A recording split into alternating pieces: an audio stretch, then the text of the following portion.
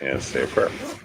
Baruch atah Adonai Eloheinu melech haolam, asher kiddushanu b'mitzvotav v'tzivanu la'asok b'divrei Torah, la'asok b'divrei Torah, la'asok b'divrei Torah, la'asok b'divrei Torah, la'asok b'divrei Torah.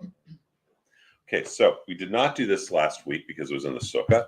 We needed another couple of shares, but we do it normally, which is we give a little bit of charity before we start going. It does not go to the temple. It is, we give charity specifically because this way the angel of charity will bless our studies. So little coins or bills or whatever, and it's and then each week someone takes it home, and they take it home and or not home, but they give it to whatever cause, whether it's a homeless person, whether it's friends of the IDF, whatever it may be. Okay, so I'm going to go over some stuff we went over last week. What does that say? It's something being the same age as old people. I love it. Yeah, that's a great shirt. Yeah. I want one. No one here is old except for me. I do want to share some good news. Okay.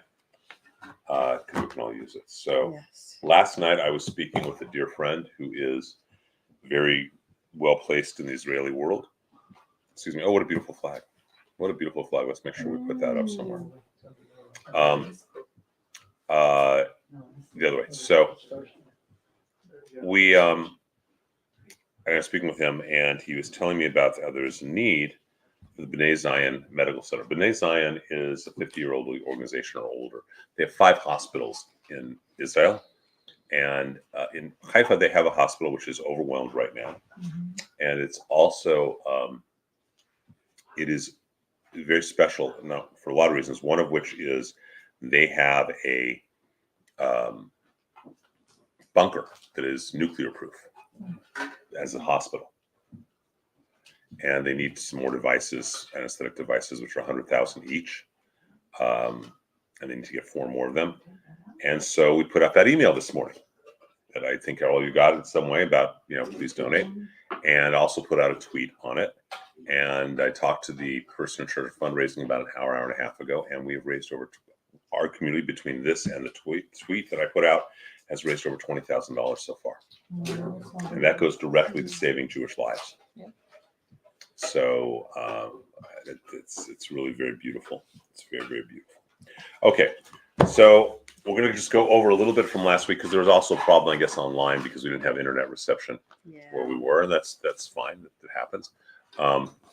Just a few things. So a couple of things. This is the Tanakh, the Hebrew scriptures. You have one in front of you. It stands for Torah, 5 books of Moses, Nevi'im, meaning prophets, and Ketuvim, meaning the writings. The prophets are Jeremiah, Ezekiel, etc.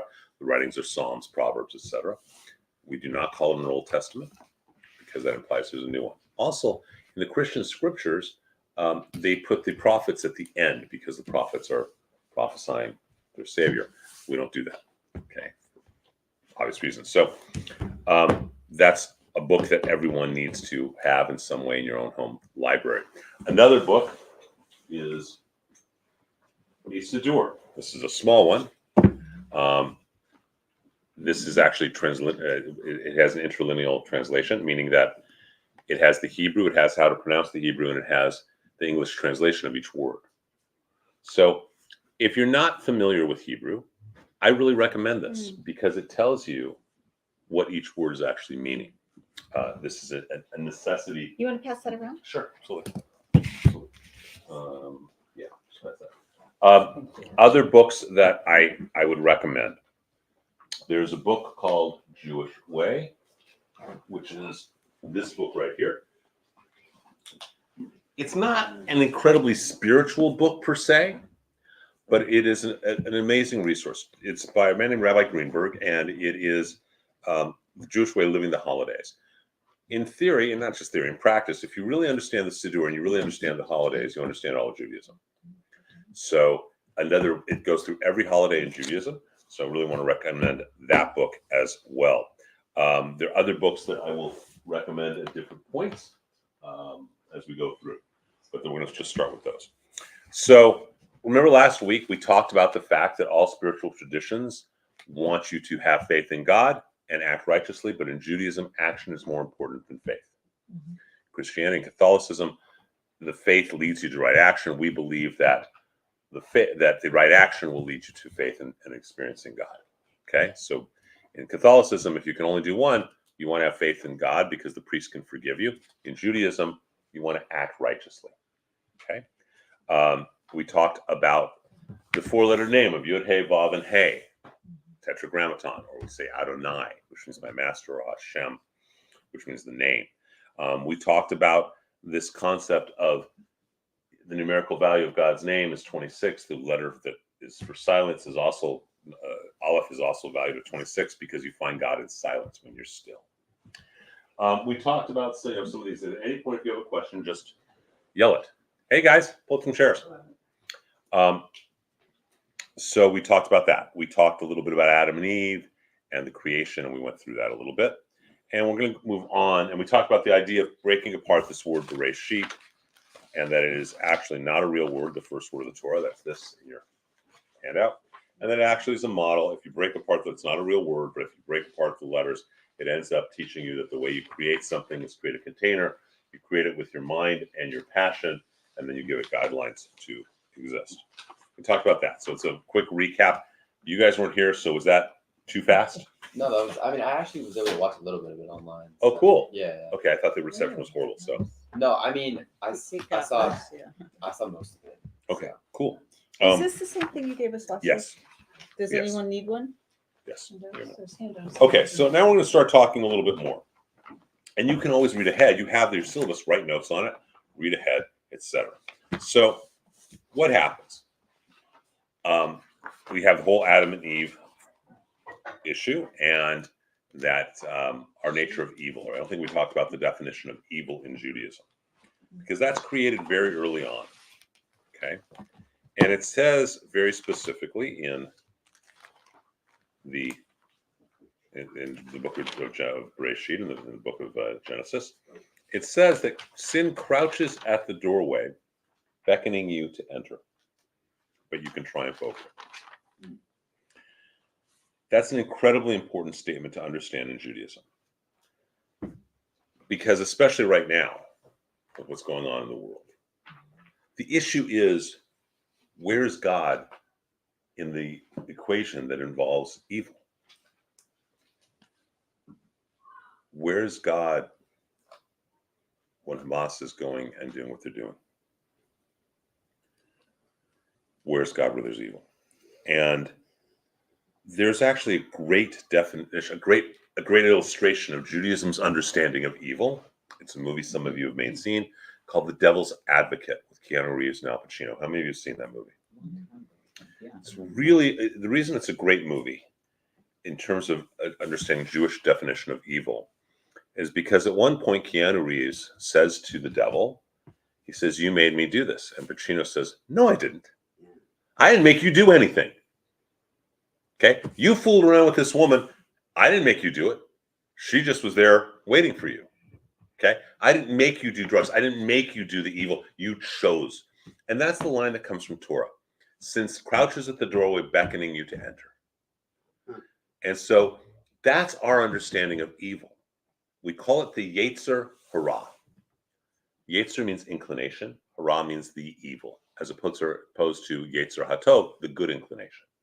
We all have both of this inside of us. And anyone who doesn't, who says they don't, is dangerous. Okay? The evil inclination is the part that says, "Oh, sleep in. You don't need to work out today. Oh, it's okay. The hotel, you can take the washcloth. No one really cares. It's budgeted in." But in the same way that one good deed leads to another good deed, one evil deed leads to another evil deed. You know, I said it during the high holidays, and it's true. Suddenly it's okay. I don't need to come to services every Shabbat. I don't need to light Shabbat candles. I don't need to light Shabbat candles because I'm going to Passover and everything else. Okay, I don't need to go to Passover. I don't need to have anything because I'm going to Rosh Hashanah and Yom Kippur. Okay, I don't need to go to Rosh Hashanah because I'm still going to Yom Kippur. Okay, I don't need to go to all of Yom Kippur because I can spend an hour at the service. Okay, I don't even need to go to the temple because I can decide to fast for an hour at home. That's how it works, isn't it? A man, God forbid, is married. I mean, God willing, is married, but God forbid, he then says, Oh, it's no big deal if I just hug that woman. Oh, it's no big deal if I just kiss that woman. I'm not really having sex with her. I didn't have sex with that woman. Oh, it's no big deal if I just flirt a little bit more and I get, do a little bit of heavy petting. Oh, it's no, what's the big deal if I have sex with her after all?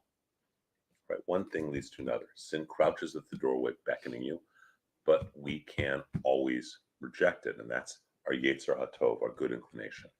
They're always at war with each other. There's a native saying that a child goes to his grandfather and says, "Grandfather, I feel like there's two wolves inside of me." Okay, so I'm just teaching. A good wolf and a good wolf and a bad wolf. Which one's going to win? And the grandfather says, whichever one you feed more. Okay. In the Talmud, we have a saying that a pagan says to one of the rabbis, "You're so wise. I have a bird in my hand." He puts the bird in his hand. And he says, "You tell me if the bird is alive or dead." Figuring, okay, he's going to trick the rabbi. Because if the rabbi says that the bird's alive, he's going to crush it. And if the rabbi says the bird is dead, he's going to let it go. What's the rabbi's answer? It's up to you. Okay. We have the choice. But what it also says, when it says that we can triumph over it, we have this process called tshuva. It comes from the word to return. And tshuva is typically thought of as, we need to make right what we fix. It's more than that. Tshuva is actually an archery term. The word that is used for sin in Hebrew and in the Torah is a word called chet. And chet is actually, as well, it's an archery term. It means to shoot an arrow and miss the mark. So you shot the arrow and missed. What is tshuva? Tshuva is to fix what you broke by missing the mark and then to shoot the arrow and hit the target. And Maimonides, who we'll study later on, has what are called the laws of tshuva. So when you've messed up, we all mess up on purpose or by accident, right? Well, except for our wives. Our wives are, We do too. no, not for a husband. We always no. So what is the illustration I like to use is, so Alex is throwing a baseball to Ken, and he breaks Fiona's window, God forbid. Okay, before you hit him and beat up Alex. If she can, if you break her window, she'll catch you. She'll have some Thin Mints and she'll catch you, sugar high. So someone's got to take those out. I'm telling you, it's like me being a cocaine addict and looking at. No. No, just they're dangerous. Thank you. So you just pass them around to everyone else, just so I don't get to them. Because I'm telling you, I can eat a whole box and not even blink. Oh, they're Thin Mints, not just all Thin Mints, frozen Thin Mints. No, they're not frozen. It's okay. No, it doesn't help. Doesn't help. So, excuse me, can you tell me the Hebrew word for Thin Mints? sin? chet. Can you spell it? In English, it would be CHEIT or HEIT. Chet. Okay. And so, what do? What does Alex need to do? First, he needs to go to Fiona and say, "I did it." Takes responsibility and say, "I'm sorry, I did it." Next, he needs to apologize. Okay, "I'm sorry, Fiona, and I'm sorry. I apologize." Whether you did it on purpose or by accident, doesn't matter. The window's been broken. Right. Next step he has to do is he has to fix her window. If he doesn't fix her window, we're not Catholic. It doesn't matter. Priest can't forgive him. Okay, it says in our High Holiday Liturgy, for the sins of man against God, God forgives you. For the sins of man against man, you have to go and make reparations with the person.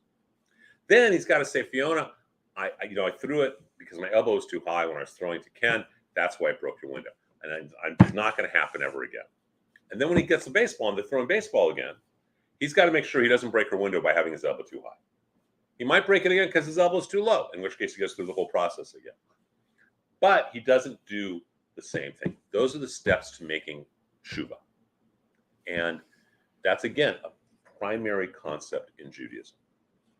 Another primary concept is that throughout the Torah, we are asked by God. God asks different people, Adam, Abraham, Jacob, Hezekiah, all these different people. He says, "Ayecha," which means where do you stand? And they all respond with the word hineni. Hineni means I am present. And I would contend that whether you believe the Bible is written by God or by men inspired by God or just has some good words of wisdom that's lasted so long, that we are all asked by God every moment, where do you stand? And the people we remember as having made a difference. The people have the courage, willingness, and ability to say, here I am. I am present. And Judaism, our rituals, our teachings, our holidays, are all tools and technologies to help us be present, to really be present in the moment, in this place, which means we're dancing on shifting sands because the world's always changing, isn't it? Mhm. A week ago, we were talking about, what's the big concern in Tel Aviv? The big concern is which of the parties on the beach you're going to go to. That's not the concern today, is it? So you need to be able to dance on shifting sands. So from a neurophysiological standpoint, from our neurochemistry, when we are present, it's called a heightened state of awareness or an altered state of consciousness. How many of you remember your high school biology that you have a sympathetic system and a parasympathetic system, right? One's fight or flight, one's relaxation. When we are in an altered state, a higher state of awareness, both systems overflow and shut down, and the hippocampus becomes 400% more active. Okay? This happens naturally when we're in the zone from athletics, when we make love and have an orgasm, when people do ceremonies, when they meditate, when they do different indigenous techniques. All these meditation, all these different things, dance, song, can lead us to a place of being present. So I ask for your forgiveness in advance. How many of you feel like you're present right now? Raise your hand. Okay. Guess you weren't quite so present, were you? Now suddenly you're a little bit more aware, aren't you? I was going, I'm going to kill him. Right? You jumped. As opposed to if we're really in sync with everything, it doesn't affect us in the same way. And so, but now notice something. I'm talking much softer, but you can all hear me, can't you? I'm not whispering, but you can all hear me. Whereas 30 seconds ago, I was speaking at about this level. When we're more present through meditation, through prayer, our senses become more aware. Let me just put this in perspective because this actually was part of my dissertation. If through meditation, through prayer, through experience, through holidays, whatever it may be, through Simchat Torah, like last night, if you become 10% only more aware, realize what that equates to. That's the difference between throwing a fastball at 90 miles an hour or 99 miles an hour. That's the difference between running a 40 in 4.4 or 4 seconds. That's the difference. That 10% is the difference in athletics between a high school athlete and an Olympian. Okay? That 10% is the difference between shooting a 75 in golf and shooting a 68. Right? Do you guys see? It's 10%, and that's if it's only 10%. We're not aware. And our rituals, our teachings, they're all to help us be aware and be present. Because the more present we are, the more aware we are of God in every moment, in every space and place and time. Any questions so far? Okay. So we're going to spend a lot of time over the next number of weeks and months. And this typically goes to about Passover or somewhere after that. So it's a weird year this year because Pesach's so early. But it typically goes to late spring, however long it takes. We're going to spend a lot of time, if you look at the syllabus, there's a whole lot on Bible, especially Torah. And the reason is because we will see stories recapitulated and repeated, slightly different, but repeated over and over and over. And they're based on these original stories and teachings in the Torah. And on actually understanding what the Torah is saying. So let's go for a moment to Genesis 16. Okay. So actually, we're going to back up. Let's go to Genesis 11. I apologize, 11:26. I really should bring my glasses to these things. I should just keep a pair of glasses here is what I should do. Okay, so Adam is born, and we have 10 generations, and then we have Noah. Okay, and Noah, actually, we'll go back. We'll go back to Noah. Let's go back a little bit. Let's go back to chapter 6. chapter 6, verse number 9. Would someone please read what it says there? Do you have a Bible? Hold on. We have more. We have different ones. Which one do we have here? Hold on. This is okay. Here we go. Thank you. Okay. Everyone's got a Bible, or they can share one. You guys need one? Do we have another one over there? You okay? Well, you can know it all by heart, right? Not a problem. You already know it. Here's one. Thank you. All right. So, someone please read chapter 6. I'm sorry. Yeah, chapter 6, verse 9. Go ahead, Lally.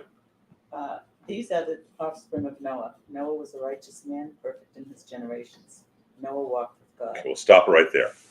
So the rabbis asked the question, Noah is perfect in his generation. It's 10 generations from Adam to Noah. Okay? Noah is perfect in his generation. But what does that mean? Is it easier to be perfect in a generation of bad people, to be the best in a group of bad? Or is it easier to be the best in a group of good? First. Is it? Why would you say that? You said obviously, so. Well, to me, I guess I say it's obvious. It's trying to be perfect all the time is difficult. So let's just say to be good. Is it easier to be the best? How's that? Among a group of bad people or among a group of good people? To act the most righteously. Oh, then I would reverse it the other way, and I would say it's easier when it's bad people. No, it's easier when it's good people. But everyone else is good. How are you going to be the best among all those who are good? Well, that's why I said before I don't. Okay, so how are you going to? Okay, best. but if you're. But I always, I live by the can't go wrong by doing what's right. So if I'm always trying to be right. It's my interpretation of being the best, anyways, and being as good as I can be every day. So it says Noah was objectively, he was perfect in his generation. He was the one who was whole in his generation. And the rabbis have a discussion. There's no right answer. Yeah. And this is another basic premise that we talked about last week. Elu ve'elu. These words and these words are both words of the living God. Judaism is not monolithic. Judaism does not say this, with very few exceptions, this is the way. And I can't even think of one on top of my head that this is the only way. We say you're supposed to fast on Yom Kippur. Any questions about that? Unless you're sick, right, or breastfeeding, or a newlywed. Okay? We say you're supposed to not eat lobster. Period. It's forbidden, right? Unless that's the only food to eat. So you're not supposed to do any number of things unless there is an exception. So we try and say elu ve'elu. These words and these words are both words of the living God. One can make the argument it's easiest to be good among good people. Be better than others, because you've got a great standard, and the standard's way up here. One could say it's easier to be good among a group of bad people, and there's no right answer. But in his generation, which was not good, he was the best. Okay, and it says something very interesting. It says that he was a righteous man. Noah walked with God. Right now, if we turn to just remember that line. If we turn to chapter 11, I think it starts 11. Could be wrong. Chapter 11. We see 10 generations later. So Noah comes, we have the flood, right? Then we have the ark. If you don't know the story, listen to Bill Cosby. It's a great version. Or if you remember this, it's a great version. God, I want you to build me an ark. Right. What's an ark? Okay. Or if you went to camp, we remember the animals that came in by Tuesdays. Animals that came in by Tuesday, right? Elephants and kangaroos, Roozies, okay. So the flood happens. God takes, makes sure that there's 2 of every animal, except 100 different types of flies. God seems to like the fly. And we have this 10 generations later, we have this man who is born, and his name is Avram. And he's the son of Terach. Now, Terach, we see this in 1131. Terach has his son, Avram. Terach is an idol maker.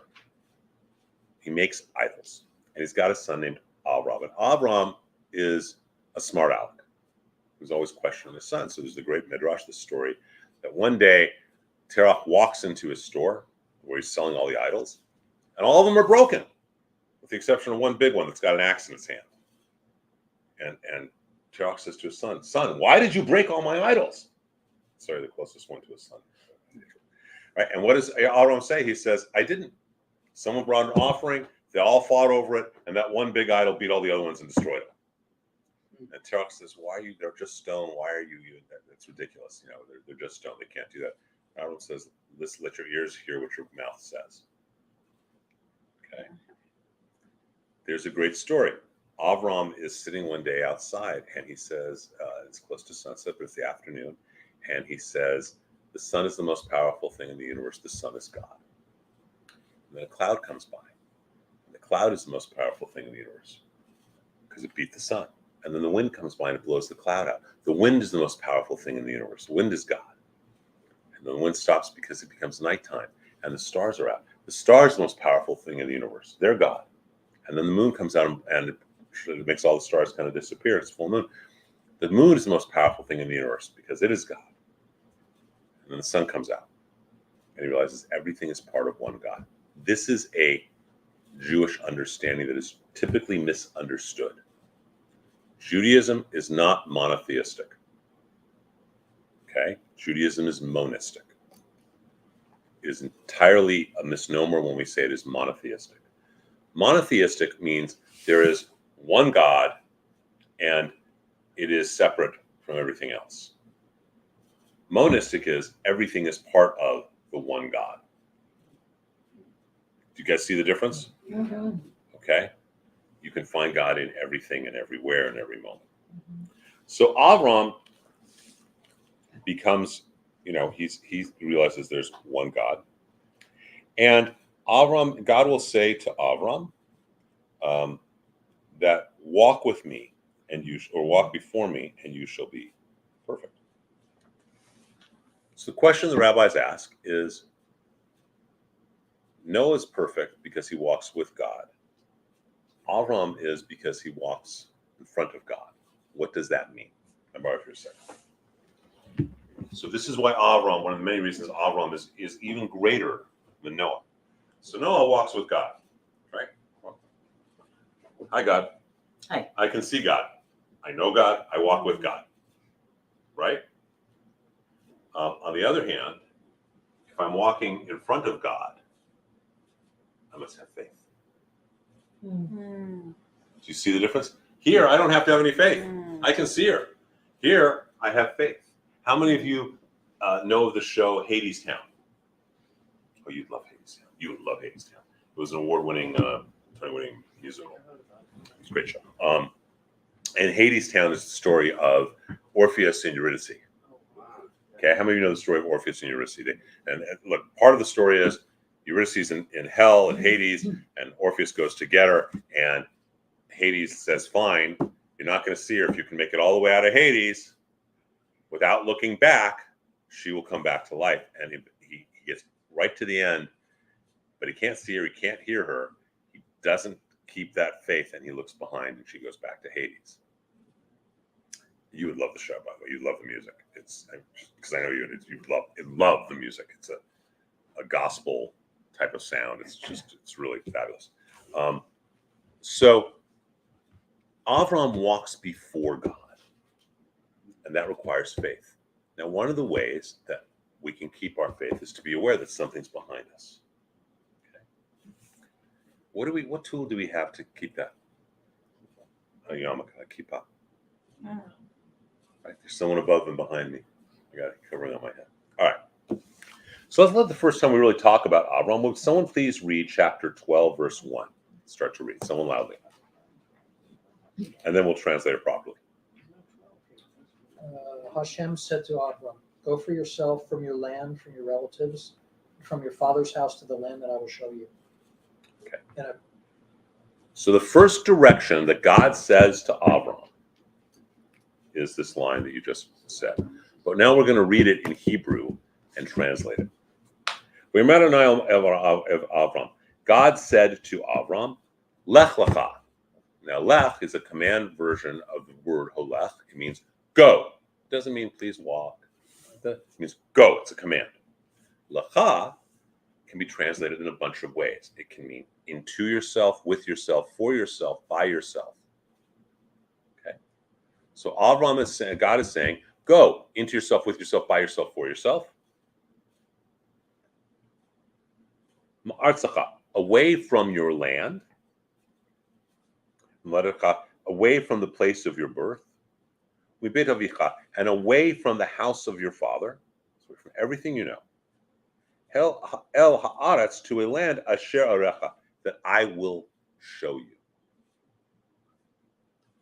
The first words said to the first Jew by God: go into yourself, with yourself, by yourself, for yourself, away from everything you know, to a place I will show you. And everything that's physical that you know. It's all physical, right? This is your place of your birth, the place of your father, the place of, all these things. Simply put, the very first words God says to Avram, the first Jew, go meditate. Go meditate. That's what he's saying, isn't it? How many of you meditate in some way or another? We'll get into Jewish meditation later on, but that's what meditation is. It's being away from everything we think we know to a place that God shows us, to lekabel, which means to receive, the root of the word Kabbalah.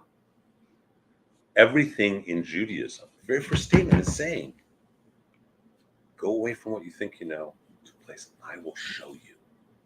Receive where I will take you. And so Avram does. And he becomes this great leader, and he marries Sarai.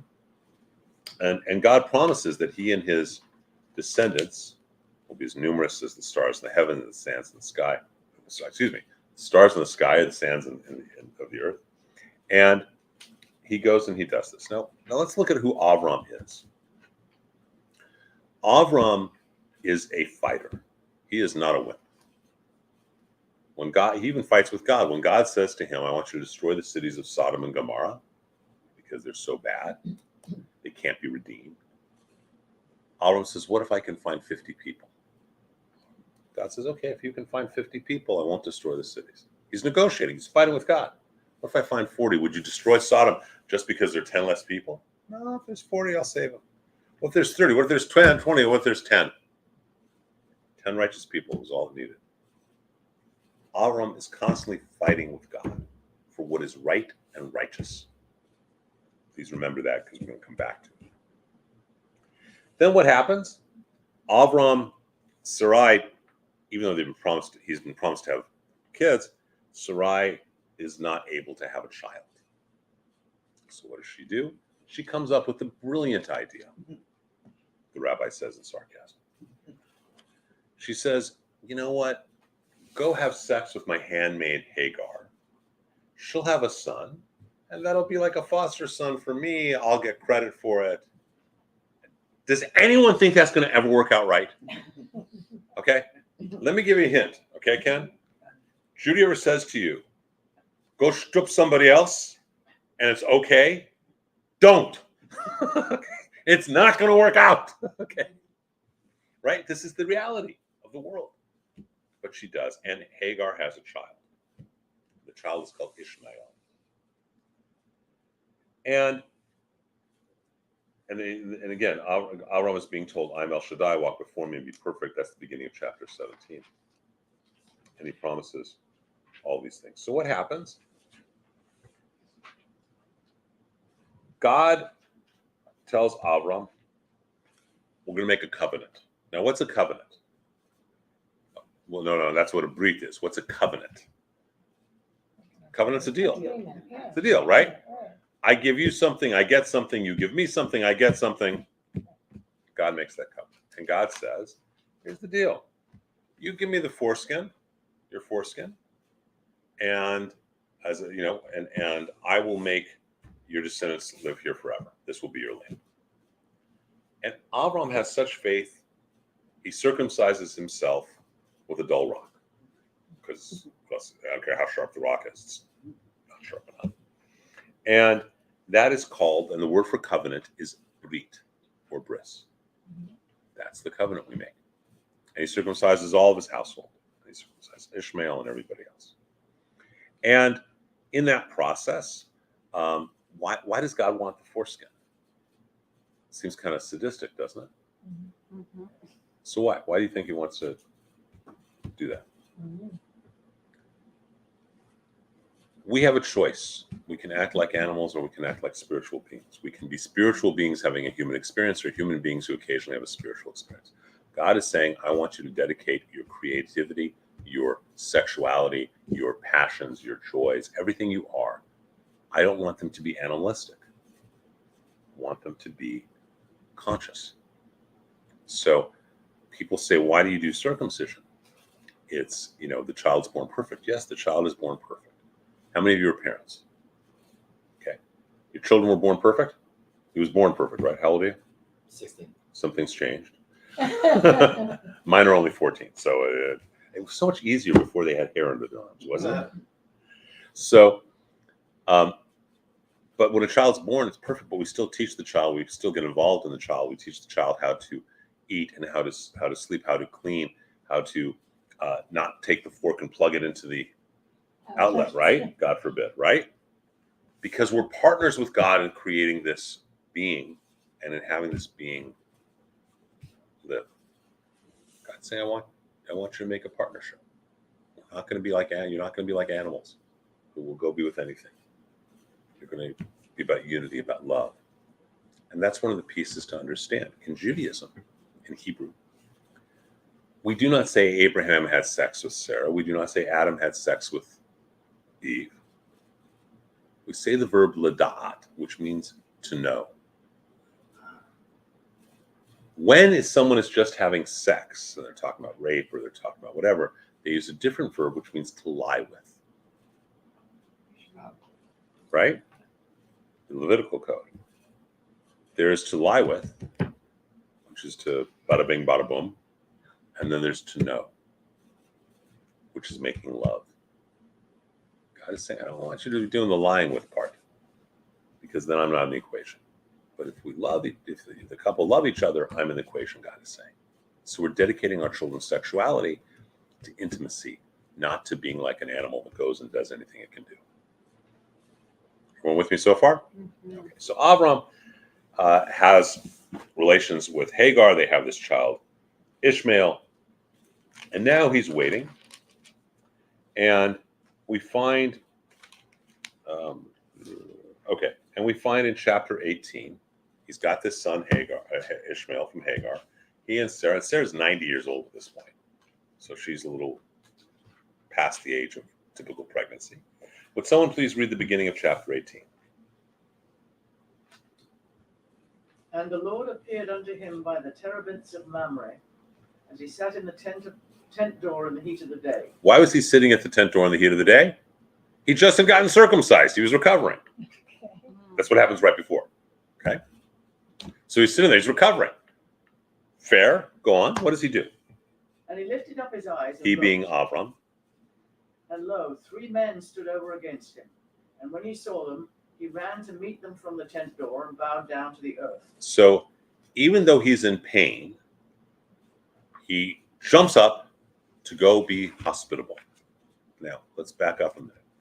The reason Sodom and Gomorrah are destroyed, what if most of you heard about why Sodom and Gomorrah were destroyed? And your hint is the word sodomizing. Why were they destroyed? Why we taught that? Why do most people think they were destroyed? Because in theory, go on. It was destroyed because they didn't have anybody welcoming them. That's what the real. But what are most people taught though? That's the because the men copulated with other men. That was a beautiful way of phrasing it. Men were having sex with men. Okay. And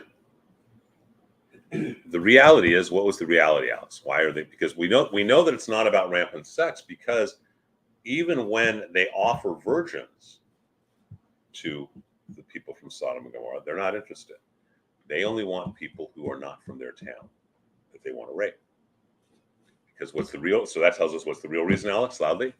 Because they wouldn't welcome a stranger into their home. They would not be welcome. They were not hospitable. what is Avram doing now? So Sodom and Gomorrah was destroyed because the people were not hospitable. What's going on here? He's being hospitable. Please continue reading. Who's just reading? Fiona, you're reading, right? And he said, My Lord, if now I have found favor in thy sight, pass not away, I pray thee, from thy servant. Let now a little water be fetched, and wash your feet, and recline yourselves under the tree. And I will fetch a morsel of bread, and stay ye your heart. After that ye shall pass on, for as much as ye are come to your servant. And they said, So do as thou hast said. And Abraham hastened into the tent unto Sarah, and said, Make ready quickly 3 measures of fine meal, knead it, and make cakes. And Abraham ran unto the herd, and fetched a calf, tender and good, and gave it to the servant, and he hastened to dress it. And he took curd and milk, and the calf which he had dressed, and set it before them. And he stood by them under the tree, and they did eat. And they said unto him, Where is Sarah thy wife? And he said, Behold, in the tent. And he said, I will certainly return unto thee when the season cometh round. And lo, Sarah thy wife shall have a son. And Sarah heard in the tent door which was behind him. Now Abraham and Sarah were old, and well stricken in age. It had ceased to be with Sarah after the manner of women. And Sarah laughed within herself, saying, After I am waxed old, shall I have pleasure, my Lord, for being old also? And the Lord said unto Abraham. So let's stop right there, especially because of the translation. But so, first of all, when the Brit happens, their names change from Avram and Sarai to Sarah and Abraham. The H is the Hey of God's name. Okay? So these guys say, We're going to come back in a year and you're going to have had a baby. And Sarah's 90 years old and she laughs. Guess what's going to happen in a year? She was a baby. And so she's going to name the baby Laughter. In Hebrew, the word for laughter is Yitzchak, Isaac. So Isaac is born.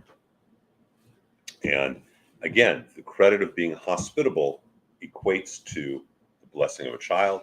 The issue of not being hospitable led to the destruction of Sodom and Gomorrah. What does that tell us about a Jewish value? Kindness. Hospitable. Yeah. I have a friend who is Catholic, actually, but every meal at their dinner table, they have an extra place setting always set in case a guest comes by. Okay, isn't that beautiful? And I will tell you, he's been rewarded with many children, thank God. In fact, our joke is that if he and his wife share a glass of water, she gets pregnant. So it's about being hospitable. But now we got a problem. You got Hagar, and she's had Ishmael. You got Sarah, and now she's got Isaac. This is not going to lead to good things because people are jealous. One of the things I love about the Torah, one of the many things, is that I could never be a Christian for a lot of reasons, but one of the main reasons is I couldn't be a Christian because I can't relate to a perfect role model. And Jesus is perfect, theology. I like having people who have foibles. Abraham screws up, but he still accomplishes so much. Isaac, Jacob, Moses, these men and the women, Sarah, they make mistakes. They're human. And they still do so much. I can relate to that. I can't relate to someone who's, perfect. I just don't have that ability inside of me. I do have the ability to relate to people who have mistakes and do greatness in spite. So he ends up having this whole issue of Sarah has a baby, okay, and Isaac is born. Now let's go to chapter 21. Verse 9. Who would like to read? Preferably someone who has an art scroll Tanakh or a JPS Tanakh. 21:9. And this is typically read on the first day of Rosh Hashanah in an observant community. Sarah saw the son of Hagar, the Egyptian, whom she had borne to Abraham, mocking. So she said to Abraham, Drive out this slave woman with her son, for the son of that slave woman shall not inherit with my son, with Isaac. Okay. First of all, Ishmael can't inherit. He's the son of the mistress, not the son of the wife. So her logic is fallacious, isn't it? Just wrong. So what's she really saying? I'm jealous. She caused it, but she's jealous, and she's saying, throw him out.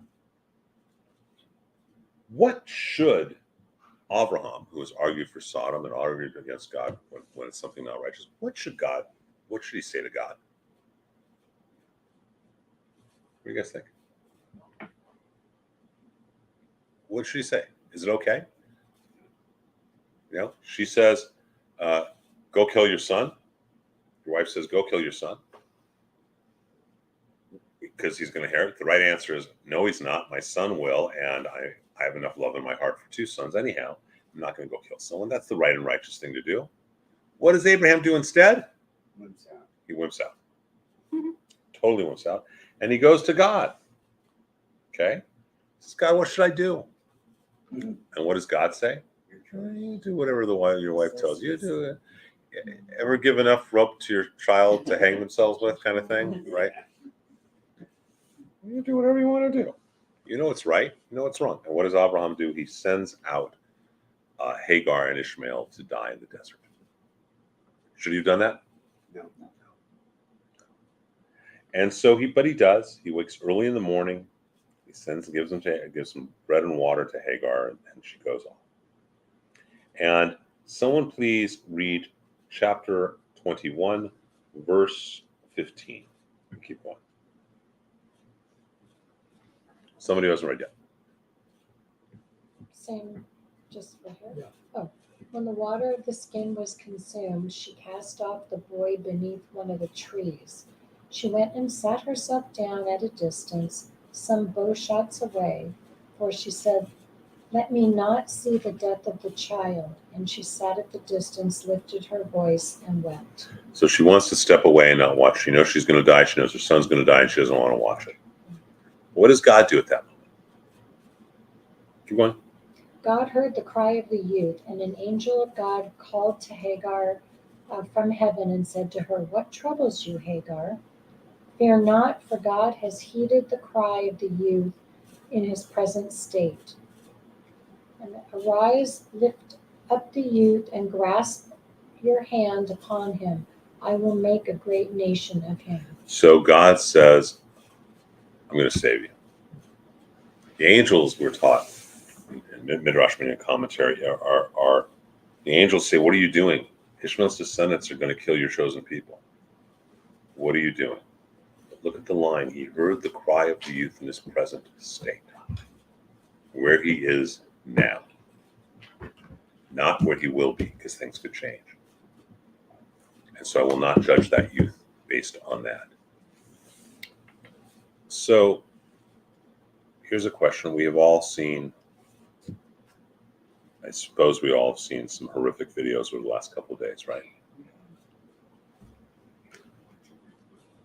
If you could go back in time 25 years, 18 years, 22 years, to the birth of each of those Hamas terrorists who been doing what they do, and you knew what they were going to do, would you kill the baby? Honestly, who would kill the baby? Let's be honest, who would not kill the baby? Who's not sure? Let's take it a step farther. Somehow through a magical time-traveling machine, you are back and you're in wherever he was born, where Adolf Hitler is I born. got my hand up. I knew where you were going on that one. Do you kill him? Yep. Same thing. Judaism says we don't. We don't. You hear them in their present state. I disagree with that. I don't understand that. I don't understand how you would allow the millions of other people to suffer. So first of all, I'm really glad you disagree with it. Yeah. Okay. And when we want to talk about Jewish theology on any of these things, when you disagree, you got to say, I think that's just ludicrous. That's Mussar. Okay. So here's our understanding and our interpretation. God says he judged. He knows what's going to happen. Look, Ishmael dies. What happened in the last 3 days doesn't happen. Okay? Let alone thousands of years. Persecutions and killings of Jews. Doesn't happen. Why not let Ishmael die? Because he hears the cry in the present state. So, I don't know that I would have said this 40 years ago. I would hope that I would have the courage. More importantly, I would hope I would have the faith to not kill Hitler in the womb. Because the moment that I do, I have taken God out of the equation and it's shown that I don't have faith. If I have faith in God, I'm not going to kill that baby because in his present state, he's innocent. And maybe he could change. There are many beings. How many of you have ever been moved by the song Amazing Grace? Amazing Grace. Amazing Grace. Beautiful song, right? Does anyone know the history of it? It's written by a slave trader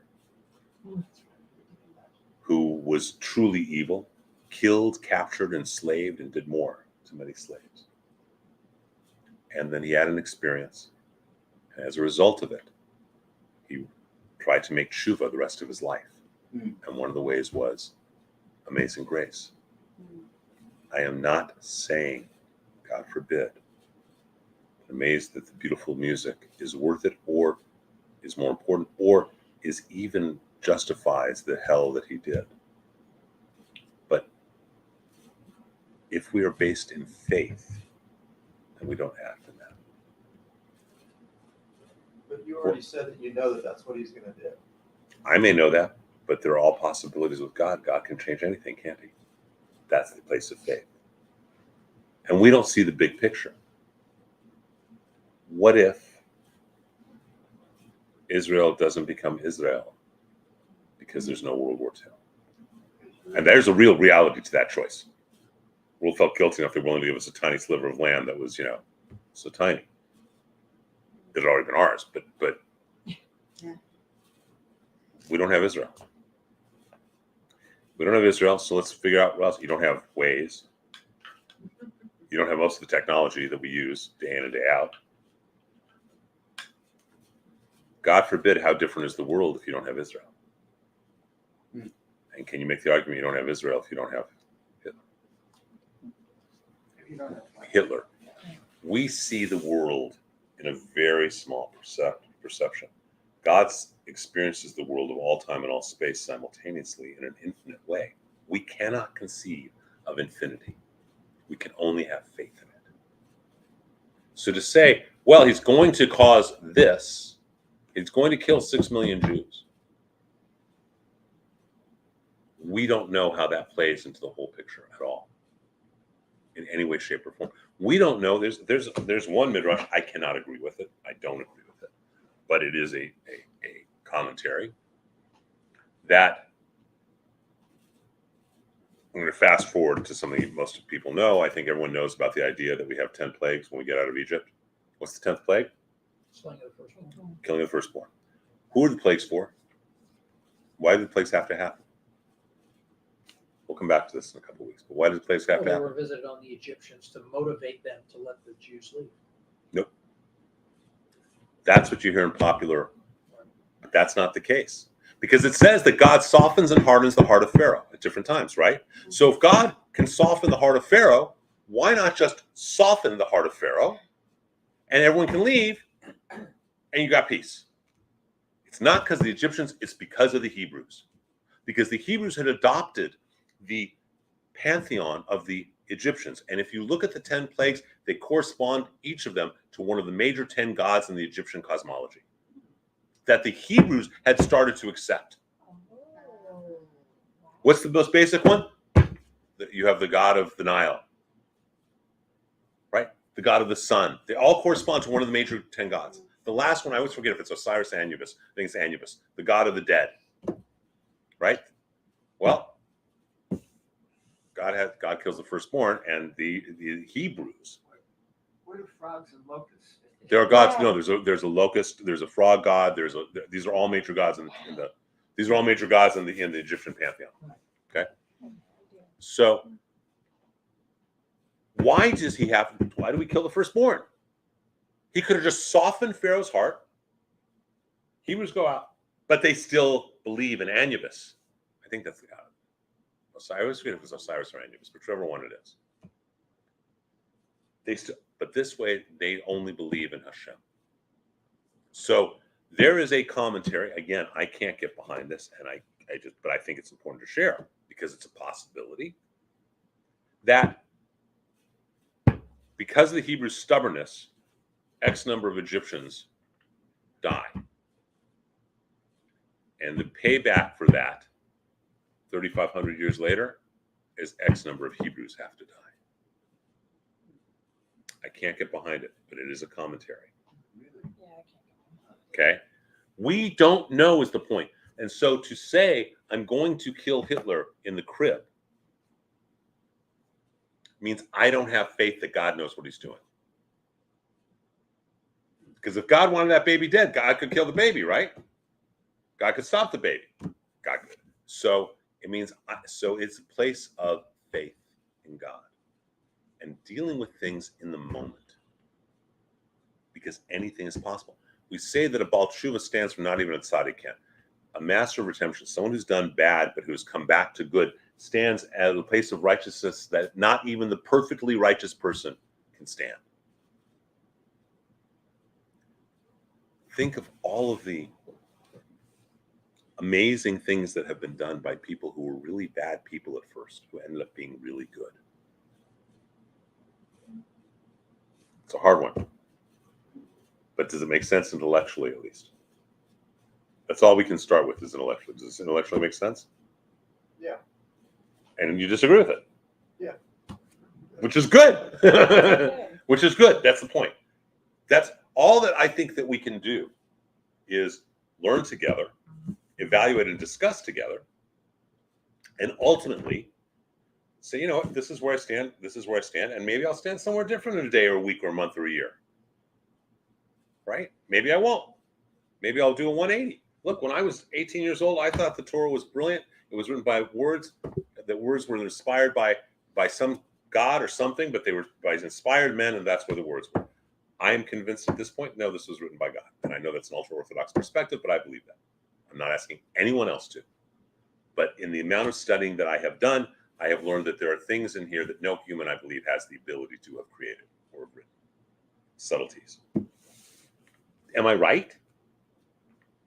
Maybe. Am I wrong? Maybe. Does it matter? No. I mean, It only matters. Maybe. It's a matter of faith. It's an issue of faith. So are you right? Maybe. Maybe Hitler, if we had the opportunity, should have been killed in the crib. Maybe.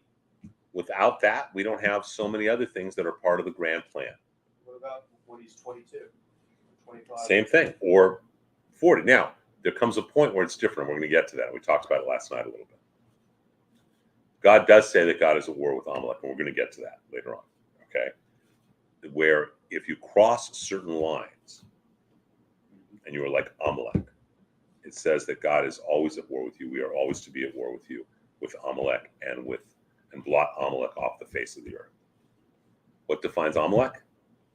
Simply put, and we're going to get much more into it in a few weeks. What defines Amalek is Amalek attacks the Hebrews from behind, where the women, children, sick, and old are. It's a perpetrator. And you don't negotiate with that perpetrator. I said this last night. I don't know if I said it clearly enough. There's no question in my mind Hamas is Amalek. I would not have said that 6 months ago. They're clearly Amalek because what they went out consciously to go attack that which is weakest. Children, civilians, women, etc. And the Torah tells us very clearly, we destroy Amalek. And that is devastating to me. That is truly devastating to me that we have to kill the work of God's hands, because when those animals were born, they weren't animals. No. Okay? Those men that you see doing those atrocities were not born that way. And so it's devastating to me that we need to destroy them, and we need to destroy them and salt the earth with their ashes. And that is hugely painful for me. Okay. The example, again, we'll get to it, is when the soldiers of Pharaoh, you can see by this class about jumps all over already, and we haven't even barely started. When the soldiers of Pharaoh are drowned, and the angels rejoice, God stops them, saying, the work of my hands is being destroyed, and you want to sing hymns of praise. There is no joy. It doesn't mean we don't do it. So when they're 22, I don't know what Hitler was doing when he was 22. Okay. But the answer is when someone has gone to attack, to be a perpetrator, to attack the weak, the child, the innocent, the civilian, the elderly, the sick, that's when it's not a choice at that point. We are commanded, destroy it. So we're not Christian, we don't turn the other cheek so we can get hit on that side too. It is an obligation, but that's the line. Does that help a little bit at all? Yeah. Okay. But when it's born, when if I believed in demonic possession, I would say these demons. When these Hamas guys are doing what they're doing, none of them at a day old were animals. They have become no different than a rabid dog. But when it happened, when they were born, they weren't that. So how can I judge and say I should judge someone for what they will do? I need to be present like God is and judge for where they are. And that's Jewish too.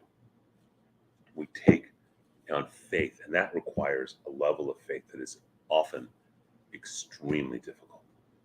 Does that help at all in the understanding? And that does not mean, by the way, that you're not right, that Hitler shouldn't be killed as a baby. Okay? I mean, right? But that's the theology behind it. That's an important step. Yeah, we're not, Said most of us want to go right to where you were. Exactly. And the other thing, we got to be very careful. I got some very unpleasant emails late last night and this morning. Huh? Including, apparently, a couple people walked out of the service last night. Because when I said Kaddish, we also say Kaddish for Hamas. That's what it is.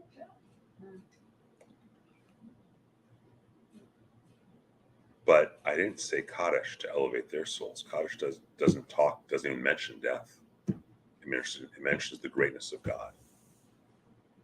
And God created a beautiful soul that has gotten somewhere else. The Yetzer Hara soul took over these people. So I praise God always. And if I rejoice in the death of my enemy, I talked to somebody at Shiva Minyan today, and I was talking with a woman there who said that she couldn't wait until Israel squashed Gaza. I said, I am devastated that we have to.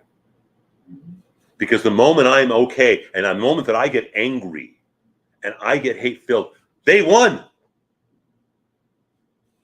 I'm no different than them at that point, am I? And do they need to be destroyed? Absolutely, no question. Nazis need to be destroyed? Absolutely, no question. Okay? But I say Kaddish so that I keep my soul okay. Yeah. The Israelis, after this horrible incident started, and they began to bomb Loudly, back. because the mic's okay. Loudly. And they began to bomb back. They still warned the people of Gaza, and they had a technique of hitting a building, just blowing the roof off, and let the people know inside to get out. Who does that other than Israelis? Nobody else does that. But we do. I'm talking to my friend Ayal last night, and he's saying, because we were talking about that exact point, and he says our Air Force does this so that we retain our humanity. I don't say Kaddish because I wish good things on Hamas. I say Kaddish so I remember my values, so I don't become them. Because then they've won. When I heard that, it was so commendable. So human. That the Air Force does that. Yeah. Yeah. Does that put it in a little different perspective too? Okay. But there are people who were angry last night.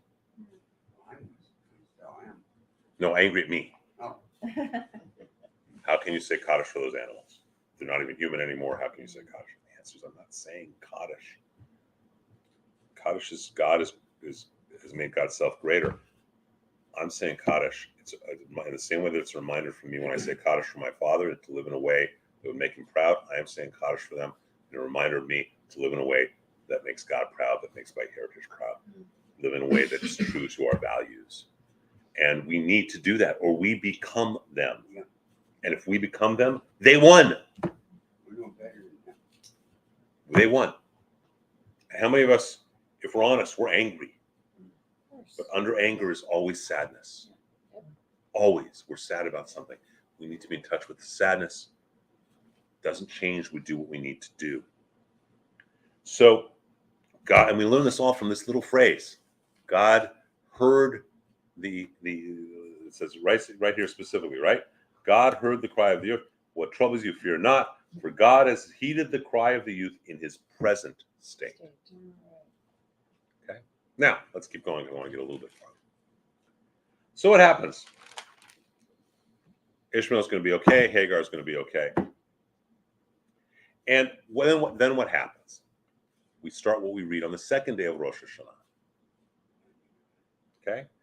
Would someone please read chapter 22, verse 1, and then we'll translate it properly. And to understand, I'm not insulting any of the translations. It's very difficult this is why to study in Hebrew, or you study together as a group, because as soon as you read a translation, you're reading by definition and interpretation. Okay? Again, the example is every place it says God is angry, at least every place I know where it says God is angry, it doesn't say God is angry. It says God's nostrils flare, which happens when you're passionate too. Doesn't mean that it happens when you're passionate. That God's nostrils flare. Well, couldn't it mean that God's angry? But the point is, it doesn't. Just because people sometimes I have a big voice. In case you didn't notice, I have a big voice, and I'm not the little rabbi who's 5'1", 130 pounds, whose wife is bigger than he is. Okay, that's not who I am. And I was a professional athlete at one point. I come from a different world in that way. And there are times people think, because I raise my voice and I'm passionate, they think I'm yelling. Let me get a hint. No one in this room has ever heard me yell. Almost. No. You let out a yell. No, that was a yelp. Okay, you don't want to hear me yell. I have a very large voice. And so people think, oh, he's angry. I'm not angry. I'm passionate about something. I care. And my nostrils are flaring. So I only know the English translations. What's the wrath of God? Is that not anger? The passion. It's the passion of God. Or depending on how it's used or which translation. It might be the passion of God. It might be the judgment of God. It might be, which is, any temper. But as soon as you put wrath, that has a real connotation. Here's another great one. We often say fear of God, right? The word is yirah, which does not mean fear. It means awe. Now, there's a sense of fear in awe. But it's awe because it's awesome. Okay, but let's read chapter 22, verse 1. So let's just start reading. This is called the Akedah of the binding of Isaac. Who would like to read this story? Somebody, go ahead. The translations. That's okay. It's not lining up. It's just 22:1. They're not the exact same because they're different editors. That's what I'm saying. The translations are different, aren't they? Yeah, no, I've been reading it. And they're different. So Fiona's got a whole different book. You guys are using Art School. You're using JPS. They're all different translations. Translation by definition is interpretation. And if you had a Christian Bible, it would be totally different. And remember, NSV or King James, they've gone through 7 translations from the Hebrew to get where they are. The great thing about JPS and Art School is they're direct Hebrew to English translations. So they're going to be a little closer than the one that you have. Okay, I think that's. I think it's called like. Oh no, yours is a little closer. It's different. It's going to be a little closer than the one. That one. That what? That's very different. Yeah, it's very. That's it. That's the Holy Bible, which is not. It's more similar to NSV or King James. Go ahead. All right. 22:1. Sometime afterward, God put Abraham to the test. He said to him, Abraham, and he answered, Here I am. And he said, Take your son, your favorite one, Isaac, whom you love, and go to the land of Moriah, and offer him there as a burnt offering on one of the heights that I will point out to you. Okay. So let's translate that from the Hebrew. Okay, because it's just more accurate. After these things, what things? What just happened in the story? Hagar, Ishmael, throwing them out, right? So after these things, Elohim Nisa et Abraham. God tested Abraham. Why do you test someone? Test their faith. To see how they react, to see do they know the material. You get a test in school because it's not to make you good or bad. It's just to see, do you know the material? Do you not know the material? Right? If I know, so do you take a math class? Yeah. Okay, what kind of math do you take?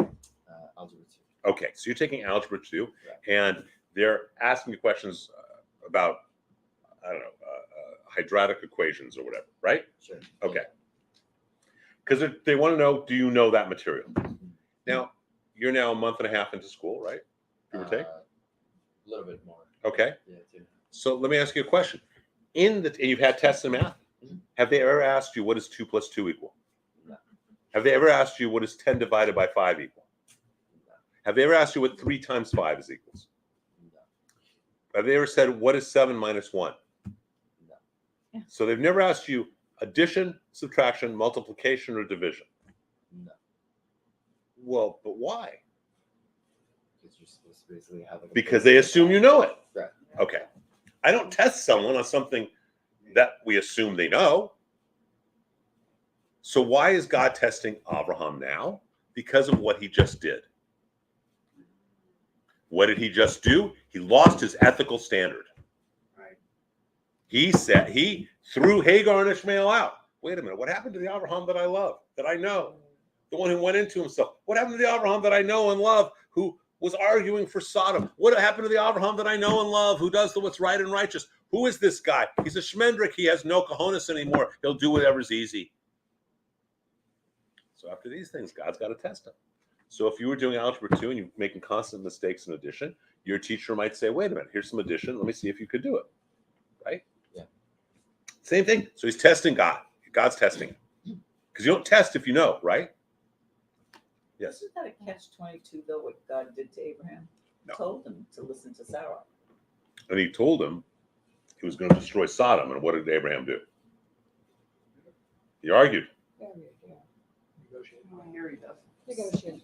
He doesn't here. Right. Okay. He is I don't know. Right? He's demonstrated a pattern of behavior that he's going to act for what's right and righteous. And he's going to fight God. God tells him to do this. And God, no. Wait a minute, God. That's not okay. We end up being called the people of Israel, which means the people who wrestle with God. Wrestling is very intimate, but it can be head to head too. We do not do blind surrender. You want that? Go to Islam or some versions of Islam. Right? We don't do that. We argue for what's right. That's who we are, right? In the Holocaust and Auschwitz, they put God on trial for breaking the covenant. You had defending rabbis, prosecuting rabbis, and judge rabbis that God broke the covenant with his people. And by the end of the morning, by the morning comes, they've decided, they've done their judgment. They said God broke the covenant of the people, and then they go out and pray because they recognize that even though they think so, that may not be true. Because it's faith. So, because remember, Abraham walks in front of God. So after these things that we just talked about, God tests Abraham. Loyola love, and God says to him, Abraham. He calls him once by name, Abraham. Yomer Hineni.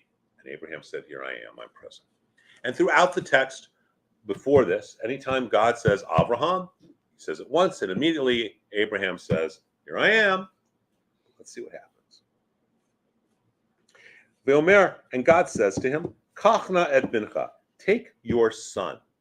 Now make this, instead of looking at this as, we know the story, he's going to almost sacrifice Isaac, right? How many of you think that's just crazy?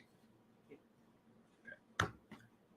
It's used in Christianity that Abraham passes the test because ultimately it's used as a model of Abraham being willing to sacrifice his son, of God sacrificing his son, Jesus. So that's how it's used. But let's really look at the text. What if it's all said in sarcasm? Hey, Abraham. Yes, God. Kachna et bincha. Take your son. Because you only have one because you threw the other one into the desert. Et yechidacha. Your only son. Not if he could have said your live son, the son that lives with you, the son of Sarah. No, your only son, parentheses, because you obviously did not think that Ishmael was really your son. Asher Havta. That's criticism. That he said it. Your only son. He's criticized. He's saying, look at you. This is what you say. So he's trying to push the fight, right? Your son ever push a fight with you? And if you say no, you're going to take mine for a year, and you get to raise mine too. You know the answer. Okay, right? And he's pushing. God's pushing. Oh, your dad ever push you? Like an argument, or what do you mean? No, I don't mean physically push you. I mean, does he ever push you? Sure. Okay. He ever set you up to say, okay, you know what? Step up. Say, no, I'm not. This is wrong or this is right. Oh, everything he says is right. And you should listen to every word he says. Okay, at least till you're 28. Okay, after then, your brain's developed enough to say. But that's a whole other story. So he says, take your son, your only son, Asher Havta, the one that you love, because parentheses, you clearly didn't love the one you threw into the desert, did you, Shmendrik? Okay. And then he says, it's a great line, where is it? Asher Havta, et Yitzchak, Isaac. So he calls him out. And then he says, what's the very first thing God says to Abraham when he's still Avram? Someone go back. If you're not sure, go back. Go back. You find it in. Go out of your land. What's the very first words? Before go out of your land, what's the very first words? You find it on chapter 12, verse 1. Lech lecha. Go for yourself. Yeah. Go into yourself, with yourself, by yourself, for yourself, right? So now he's done all the sarcasm, and then what does he do just to really push it in? So he's saying this to Abraham. Go. Take your son, because you didn't care about the other one. The only one, because the other one's not a son. The one you love, you didn't care about him. Isaac, v'lech lecha. Go into yourself, with yourself, by yourself, for yourself. It's a marker to remind you, hey, you remember the first thing I said to you that started our whole relationship? I'm saying it to you again. But that's not in the translation. I know, I'm just That's what the Hebrew says. right. Okay, Hebrew only. But how are you going to write all this in a translation? I mean, we spent an hour last week on Bereshit, the word Bereshit. How are you going to write that? That's what I'm saying. The translations are beautiful, but they can only be what they are. Yeah, but without that word, and remember, it's not the same thing here. Like you don't make the correlation Because it without doesn't somebody say. like you make Correct. the correlation. Right. first. It doesn't say. It says you're only one whom you love, Isaac, and go to the land of Moriah. It doesn't. You don't get it. It says go into yourself with your rights. Lech lecha. But every time, if you're reading the Hebrew, every time you hear the phrase lech lecha, Now I know. you would think about Abraham the first time in meditation and going into doing what's right. Make sense to everyone? Yeah. So it says go into and what does Abraham do? Abraham sneaks out early in the morning. Yeah. The verb actually means to sneak out. Early in the morning, he gets up. He gets out, and we'll go through the story, and he gets Abraham, he gets Isaac almost all the way. Now, Isaac's 41 years old when this happens, by the way. 41. Okay? And we base that based upon what it says when he comes back. So he's 41. Abraham's an old Altakacher. It's like 100 and, darn close, 140. So he goes, and we base that based upon how old Sarah is when she dies, which happens right after this.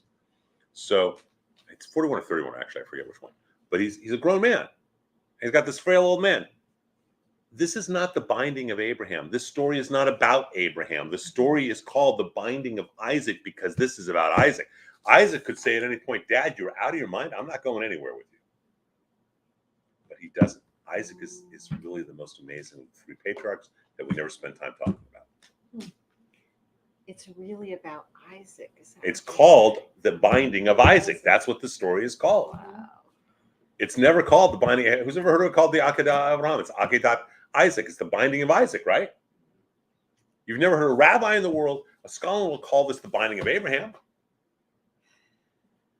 Why? Because this is Isaac's story. He's a grown man and he goes anyhow. And what does he say later on? He actually says to his father, okay? He actually says to his father, Dad, he says, here's the wood, fire, and here's the wood, but where's the lamb for the offering? And Abraham says, oh, God's going to provide. You don't think Isaac knows what's going on? But he has such faith. He does it anyhow. And then what happens? Someone please read chapter 22, verse 11. Remember, he snuck out. He's totally in his fanaticism, his extremism. He knows what he's doing is wrong. He has given up his soul. He is now going to kill his son. He's lying to his son. He's about to kill his son with a knife over the head. And someone please read verse 11. And an angel of Hashem called to him from heaven and said, Abraham, Abraham. And he said, here I am. What's different about this line? Come on, think. You're all rabbis. Think. What's different about the line? He says it twice. Abraham is so lost, he doesn't hear God the first time. Abraham. Abraham! Okay, I'm here.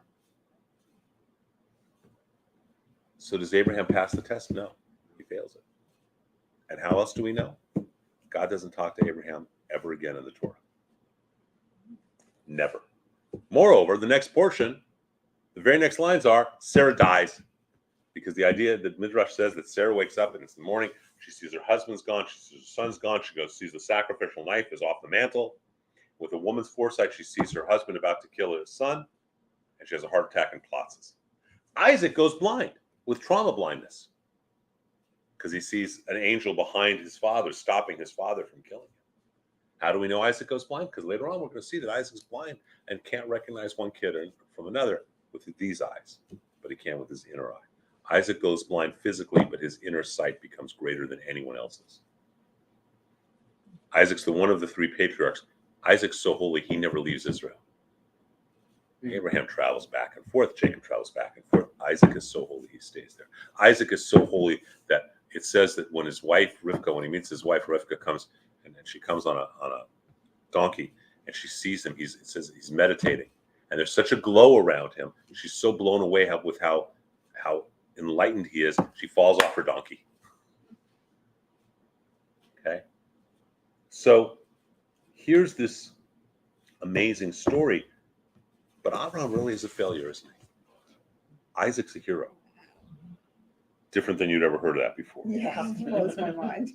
Okay? Yeah. But it makes a lot more sense, doesn't it? It does. Moreover, it doesn't discount how great Abraham is, at least not in my eyes. We're being tested every day, all the time. Right? And it doesn't make it, does it discount Abraham in any of your eyes? Or does it actually make him greater to realize that this was a failure? God was failing him, or he failed God. God doesn't want us to say. Anyone else ever had a problem with this idea that God is asking a father to kill his son? That kind of stinks, doesn't it? Doesn't work. How can I worship a God that wants me to kill my son, God forbid? The answer is he doesn't. And Abraham never steps up. God doesn't talk to him again. Sarah dies, Isaac goes blind because he failed the test that he had to be tested because he didn't show he knew his basic addition and multiplication. I have to admit, I don't think so highly of him now. Why? He's a human being. That's the key. He's a human being. Yeah. He really screwed up, though. Well, where he really screwed up was when Hagar, let's say, he really screws up. Let's back up in reverse. Well, but he challenges God all along. Until Sarah. So let's back up. So he screws up when he doesn't say, Sarah, I love both sons. He's not getting an inheritance. I don't need to throw anyone out. That's his screw up. Let's go out back before that. What's he doing with Hagar in the first place? There's a great excuse. Ever heard that before? We heard it last week. God says to Adam, who told you to eat of the apple? She did it. It's her fault. It's her fault. God knows. Yeah. But it's really Abraham's fault. He failed the first test. He fails one after another in this part of the story. But this is what makes the story, I think, so beautiful. I do too. It makes him into a human being. I do too. Pardon? He was a righteous man. He was a righteous man who also made mistakes. He had failings, like all of us. You know? Well, not Judy. Ken will tell you she's got no feelings. Right, Ken? I didn't do it. Just nod and say yes. I said you would say that your wife had no failings, right? So if we look at it this way, it's a different story, isn't it? And God's not a sadistic, God's not a sadist who says, I'm going to test you. Are you going to really have faith in me?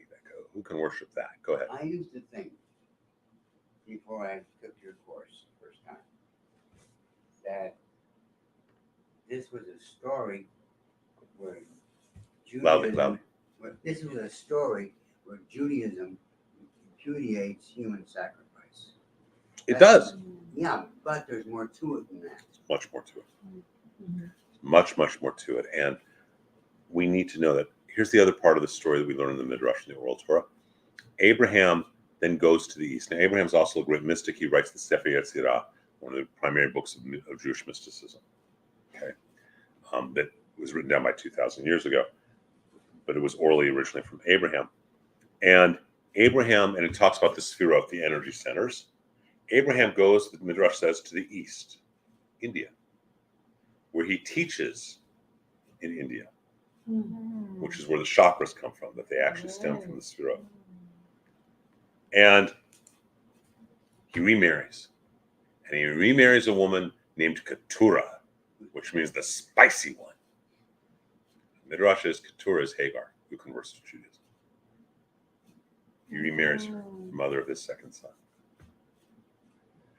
But it's a whole different take on the story, isn't it? But it's there in the text, but you don't read it because you don't even see the markers. You don't see this marker that God's even giving you the hit. Lech lechai, Abraham. No, I'm not going into myself right now, Abraham. I'm just going to do what you tell me. I'm going to be blind surrendering. And we don't do that. And that's why your interpretation that we should kill Hitler at birth is as good as the interpretation we shouldn't. Because that's where we find God is in the wrestling, in the machloket, the debate, the dialogue. Does that make sense to everyone? So we're going to call it there. I want to just give one other teaching before we do that, okay? Because I think it's appropriate right now. There's a word in Hebrew,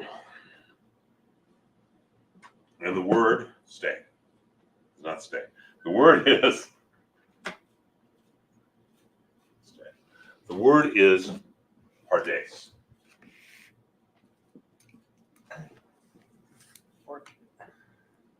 Who said it? Orchard. That's what it translates to. And remember, in Hebrew, how many of you read Hebrew? Okay. So in Hebrew, you have a Hebrew letter like this, and the vowels are underneath. Okay? In the Torah and modern Hebrew, when are we reading it? You don't have the vowels. So Alex's name actually could be Lexu. You got to know that the Hebrew to be able to do it. Okay. So we will often do this because the letters are a P, an R, a D, and an S, and so we make it into the word of pardes. What word does that sound like? No, what English word does it sound like? What? That's Spanish. English.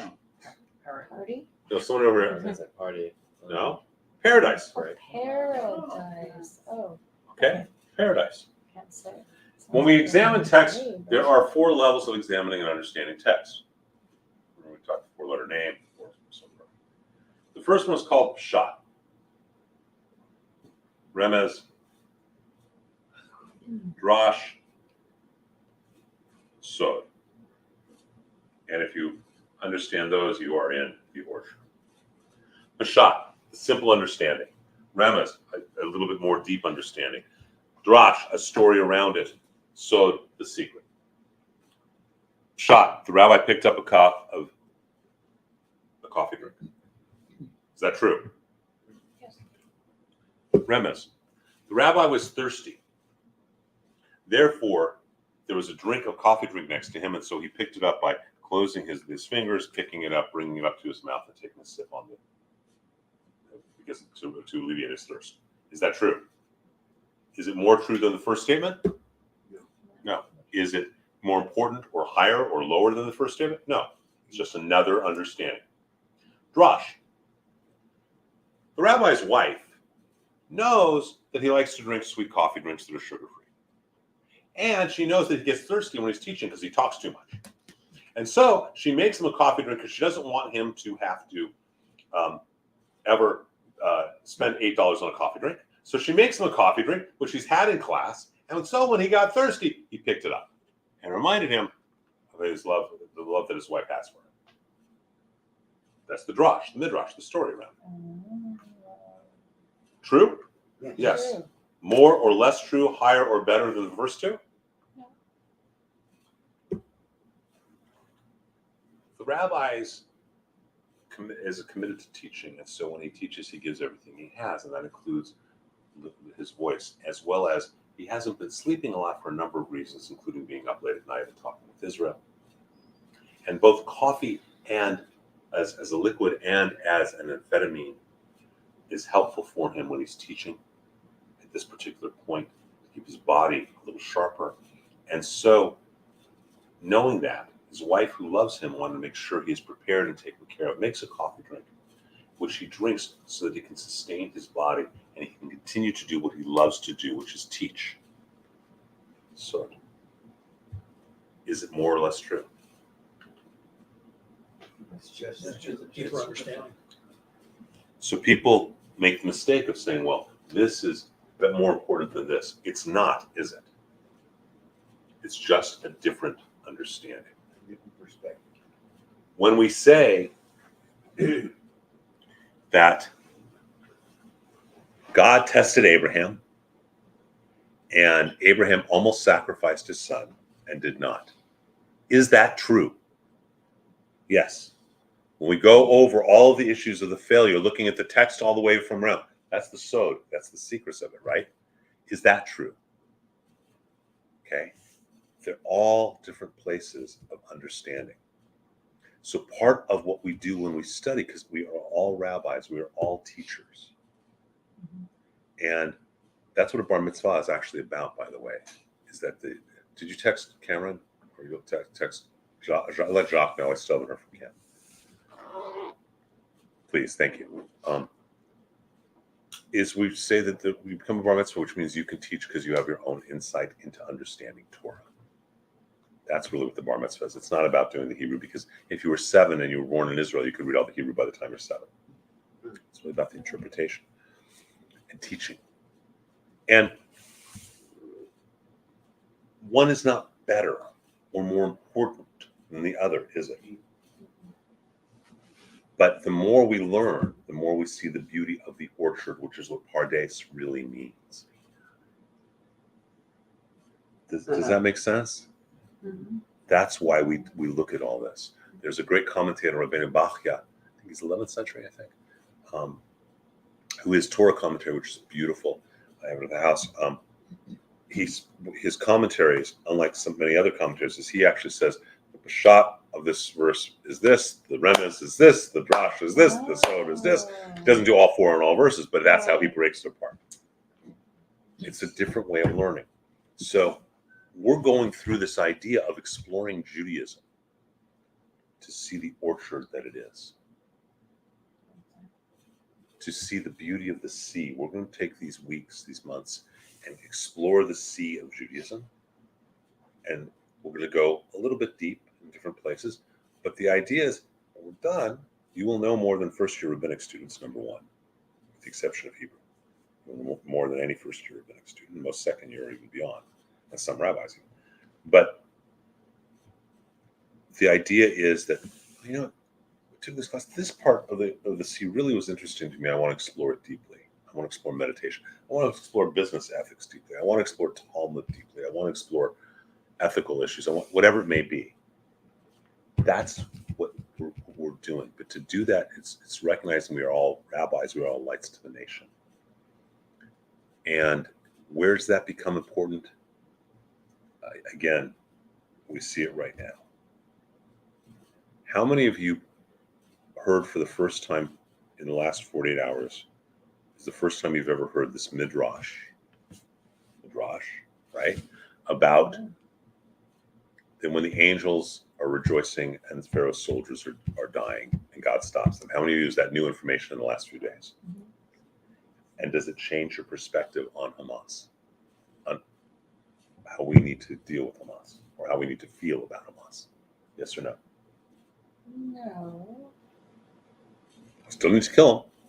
No, I didn't say that, but you asked how do I feel. I don't Does it feel change? differently, but I understand you saying Kaddish and they're still people and I don't know if they are people, but they were God- people. They were people, God's creation, but that doesn't change how I feel about who they are at this moment. But does it change the feelings about wanting to rejoice at their destruction? Because that's why we study this stuff, so it pertains in our life. Yes, but I also don't usually feel that rejoicing at something like that, even if it's awful, is a good thing. I just But people have been, haven't right, yeah. they? People have. Yeah. And yeah. And I can see why people do, and at the same time, but This midrash keeps us a little bit in line. yeah, keeps Gives things us a all little bit in of- perspective. That's what we're learning. Yeah. You saw Ockenheim? Oh yeah, Which I have not seen yet. The crowd is all cheering after they dropped bombs. All the destruction. yeah. It's And rejoicing. no joy. And when you do, you know better than the guys parading in Tehran. No, you can't. Right. So Exactly. our teachings are to help us be and live and act in a better way. Does that make sense? Absolutely. And to contemplate our actions a little differently. And in those spaces, those cracks that open up, we find God. We see it. I understand and I agree with everything you're saying. And I understand the emotion. But to me, they're a mouth. Okay? I didn't say they shouldn't be destroyed. And they should be destroyed. No question. Right. Did you haven't heard me say anything different? Yeah. They've lost our humanity. You have not heard me, Alex, say anything differently. That's right. These are Amalek. You've heard me be very clear. I'm with no bones. I'm very clear. They need to be destroyed and their ashes salt the earth. I agree. Okay? And you said that. You said that. Okay? And that's what causes me such huge pain. That's what's causing me the pain. I understand that. Because they are making us do that. They're making us do that. And that's the pain for me. That doesn't stop that it's going to happen. And it doesn't stop that it should happen. It doesn't sound, right? It just keeps me being a human and not degrading myself. What keeps me a human is when I think about how the Israelis blew those roofs off the buildings. And where do they get it from? You know, I don't know if it still is, but I think it still exists. Saving grace to the whole thing. I think it's still part of the IDF. I'm pretty sure it is. But I know that originally when the IDF was created, there was a law that if you saw, if your commanding officer asked you to do something, you saw a black flag, I believe was the phrase, I think, that you shouldn't do it, that you immediately have to report the officer. Whereas the officer says, okay, go rape that woman. So, well, no, I'm seeing a black flag. That's not okay. We are not the Israeli army, are we? What is the name of the Israeli military? Israeli Defense Force. So these teachings are to help us live better, to achieve more, to excel better, right? To really, to be excellent as human beings. Oh, yeah. And in so doing, we study it so we can understand these different levels. Okay. Is that valuable? Mhm. Okay, someone wants to take the money tonight. Someone take the money, give it to whatever charity you want, not the temple. Whoever wants to, it's not that much, whoever wants to. And we'll do it from next week. Do we have service this Friday night, Orlando? We have a week off? We have all the month off. We have next service is on November 3rd. Okay, I think I'd like to do a class I'd like to do it Wednesday Okay. on So- war. We will send them. I'd like to do a class on war and Judaism and war. So In are addition to we- Monday night or instead? Just of- this coming Wednesday night. One class on war. So Are we're we still available? doing Mondays, even though Every there's Monday no night. Shabbat service. Okay. Monday we can got do it. And no Shabbat service till the 3rd. Whatever he says. He's the boss. Rabbi, I thought we met at 7:30. We do meet at 7:30. Yeah, 7:30. Oh, Yeah. so I came on time. You came. You came about 90 seconds late. Yes. Oh, We're not meeting at 7:30 Jewish Standard Time or Persian Standard Time or any 7. not Ashkenazi time either. Okay. And that's good, because some of us have to do Okay. it. So Does Judaism believe in demonic possession? Judaism believes in demons, but not possession. Maybe